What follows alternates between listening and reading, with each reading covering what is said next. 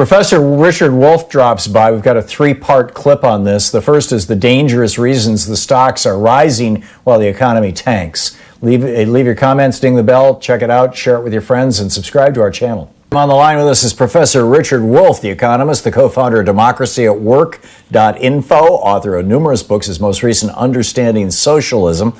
In addition to democracyatwork.info, he also has a website at rdwolff with 2fs.com. And his Twitter handle is Prof. Wolff, as in Professor Wolff. Professor Wolff, welcome back. I'm so glad to have you with us. Thank you, Thom. Glad to be here. So, I'm seeing that the Fed now has $6 trillion on its balance sheet, most of this in corporate bonds. And that seems to be floating the economy. William Cohen was writing about this in the, the New York Times or the Washington Post a day or so ago. And I'm trying to make sense of all this. And he talks about on March 23rd, the Fed put together an array of loans and other forms of credit totaling $4 trillion. On April 9th, the Fed struck again, providing an additional $2.3 trillion. So now it's $6.3 on their balance sheet. And now they're holding $3.7 trillion in credit assets. He goes on that as a result of this, companies like Yum Brands that owns KFC and Pizza Hut, they issued $600 million in new debt. The Fed bought it all. Cruise ship company Carnival issued $4 billion in new debt. The Fed bought it all. Basically, the Fed is supporting all these companies. And it seems to me that the stock market has decoupled itself as a result of this. I mean, $6 trillion is like half the entire, or maybe a third of the entire GDP of the United States. It's twice the federal budget. It's a massive amount of money for the Fed to pour into the economy, particularly when it's pouring it all into just a couple of thousand giant corporations. Is it fair to say that the stock market is no longer an indicator of the economy? Arguably never really was, but certainly is not coupled to the economy the way it was back in the 1930s. And if so, what does that mean for average people? Okay, let's do it step by step. Short answer to your first question, yes, the stock market is now more decoupled, more disconnected from the underlying economy of producing and distributing goods and services than probably at any time in its history. It's never 100%. The stock market is interconnected with the rest of our economy and vice versa, so there's always some linkage. But what we're seeing now is a more attenuated, a more stretched out linkage. Nor is there any mystery about it. Here's the basic process. The federal government, through the agency of the Federal Reserve, is in full panic mode. If there's any basic point I can get across, it's that the view now is we are on the edge of a precipitous collapse of our economy and society. Therefore, anything and everything that can be done must be done. Because if we don't get through this, then worrying about this or that longer-term effect won't make any difference. A little bit like a presidential candidate understanding that unless he or she gets through the primary, there's really not much point in worrying about the general election. So the Fed is panicked, the government is panicked, and they've decided to do what they did in the aftermath of the crashes of 2000, so-called dot-com crash, and the crash of 2008, the so-called subprime mortgage. In both cases, they flooded the economy with money.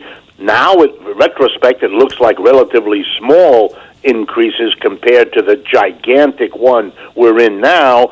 But this crisis being bigger, they decided to do the same thing, only more so, and that's what they are doing. So think of it this way. Massive amounts of money coming into the corporate sector, into the U.S. government directly when securities from banks, from insurance companies, or as it may begin to do directly from the Fed. You have a vast amount of new money literally being created on the bank, on the checking accounts of these big corporations, because that's how this is done. And now the question is, where is the money going to go? If all of that money were to go into the economy trying to buy goods and services, we would have the spectacular inflation that everybody has always worried about. Our output of goods and services these days is precipitously going down. We have over 30 million people unemployed. If at the same time that the supply of goods and services is going down because people are not working, but the quantity of money coming into the economy is zooming up, you would have the classic case of too much money chasing after too few goods, and up would go prices. That's not happening. And the reason is no company has any incentive to hire anybody. No company has any incentive to invest in producing goods when the soaring unemployment guarantees you will not be able to sell your goods. So where is the money going to go if it makes no sense for private capitalists to hire people and produce goods when the market has collapsed? And the answer is the stock market. It's the one place you can now go where you can buy something and hope that it's worth more 2 weeks, 3 weeks, 6 months from now than when you paid, when you bought it.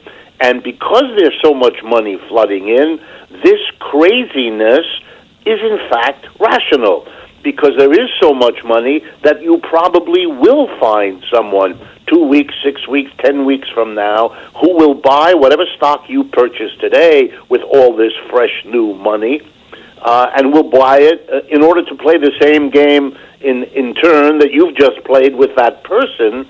And so you have what is classically and will soon be called a stock market bubble happening at the same time that the underlying real economy is collapsing with massive unemployment, shutdown of production, closed stores and factories and offices everywhere. And indeed, the two phenomena which would appear to be in contradiction aren't, because it's the very shutdown of the real production of goods and services that is diverting all of the extra money into the stock market, because it's the only place where the people who get that money can make a profit by buying and selling stocks. And so the inflation that people said didn't show up, that's a mistake. It did show up. It didn't show up in the market for goods and services because all that money got diverted to the stock market. But that's why the stock market has been doing well in the period after the 2008 crisis,